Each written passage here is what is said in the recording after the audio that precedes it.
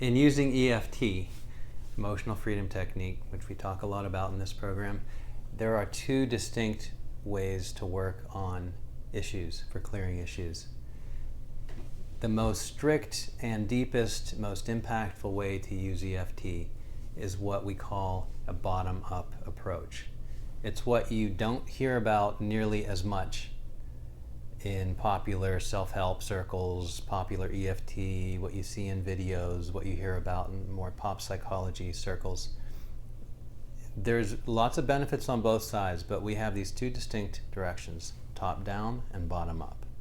I'm going to talk about bottom-up in this video. What I mean by bottom-up is, what are the roots of an issue that's coming up for you? I'll give an example of fear of rejection. Maybe you're doing sales, and every time you have a new customer and you're presenting your product, you have this anxiety because you're afraid of being rejected. The bottom-up approach, not to do this in the moment, but later on when you're working on your issues, to try to get yourself in a different space so that you can handle these things differently. You have to do a little self-examination and trace back, where did I first feel this? What's some of the oldest memories that I can come up with of when I felt this fear of rejection, when I'm put on the spot, when I'm with another person that intimidates me, when I'm with someone that seems to be judging me in some way. Fear of embarrassment. Just search your memory banks for those things, and most likely you'll come up with a few things. It could be memories of things that happened around a sibling, an older sibling, a parent, a teacher, the bully at school, getting up and doing a speech at school, whatever. We've all got these things. The bottom-up approach has to do with dealing with memories. And the analogy that I want to use is tables and legs. It's a very simple thing to visualize, and we have a diagram to make it even more clear to you.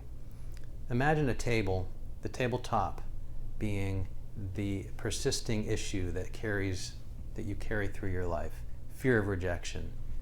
Imagine writing that on the top of a little table, fear of rejection.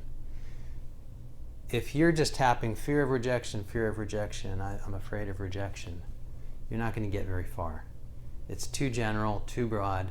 It doesn't get to the core material that has created that fear, and you're going to get very minimal results at best. But if you give a little time and thought to what is holding that table up, picture that as the legs. Maybe there's a few legs, maybe there's a dozen, maybe there's 100, but each leg represents a memory, a specific moment in time when something happened that created anxiety and fear of rejection. Those specific memories are the ones that you talk about to yourself while you're tapping through until you discharge the emotional energy around that traumatic event. These are little traumas. Some are big, some are little, but they still have impact. And collectively, all of these legs create this tabletop. That's the table and legs analogy that's really useful to use. When you remove enough of these legs, meaning you extinguish the emotion of enough of these memories, then you weaken the table and it collapses. Then your issue is done. It just stops getting triggered. There's nothing there to trigger anymore after you've done that. But this is some deeper work that requires some time, some real intention, sometimes the help of another person, sometimes some journaling, and that's the process. When we refer to tables and legs, that's what we're talking about, bottom-up approach.